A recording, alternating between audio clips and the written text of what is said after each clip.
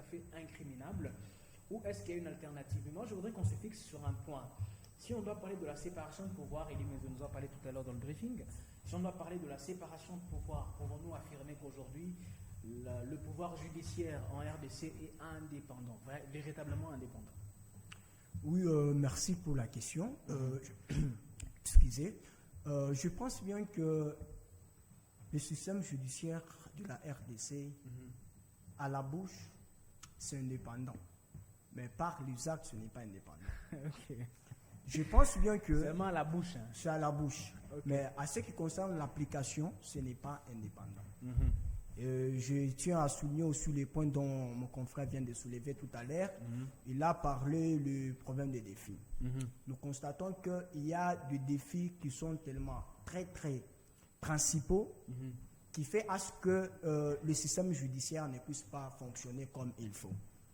À ce que moi je pense bien, nous devons d'abord mettre la mise en application de ces systèmes pour que nous puissions parler de l'indépendance de la justice. Okay. Mais nous constatons qu'avec ce que nous sommes en train de vivre dans notre pays, ce n'est pas le cas.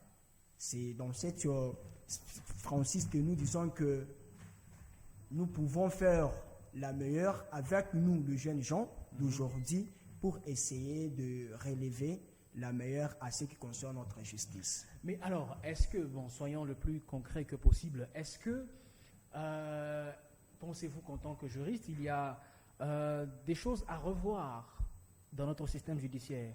Est-ce qu'il y a vraiment des choses à revoir pour permettre à ce que la justice soit accessible pour tout le monde, comme M. Albert l'a dit tout à l'heure, ou alors que les femmes et les enfants aient facilement accès à la justice, ou est-ce qu'il faudrait aussi citer d'autres griefs? Tout à fait, je pense que s'il y a beaucoup à revoir dans notre système judiciaire, donc premièrement, nous devons d'abord lutter à mettre fin à la corruption. Nous constatons que la corruption est omniprésente dans notre pays.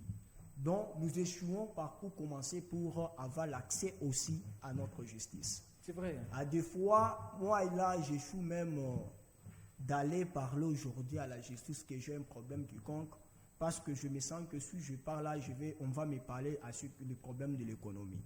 Okay. Il faut commencer donner quelques couacs pour que votre problème soit ainsi. Et je constate que la corruption est tellement très sévère. Okay. Moi, je pense bien si on peut bien dire, nous pouvons d'abord commencer à mettre fin à deux défis dont mon confrère vient de soulever tout à l'heure. Mais alors, est-ce qu'on va dire qu'avec les nouvelles générations, les nouvelles classes juridiques qui sont en train de monter en filature, on va dire vraiment que ces générations pourraient relever ces défis? Bien sûr, ça peut relever parce que ou est-ce qu'ils vont s'y emboîter le pas du système comme ils l'ont trouvé? Non, je pense bien que cette génération ira dans la voie de positivité. Je pense bien que la jeunesse a encore de la force pour donner la meilleure et la force pour changer ce système judiciaire. Vraiment? Oui, oui. Merci beaucoup. Ce n'était pas un défi, mais je voudrais quand même parier sur toi. Je vais faire honneur à Céline Ilunga, mais bon.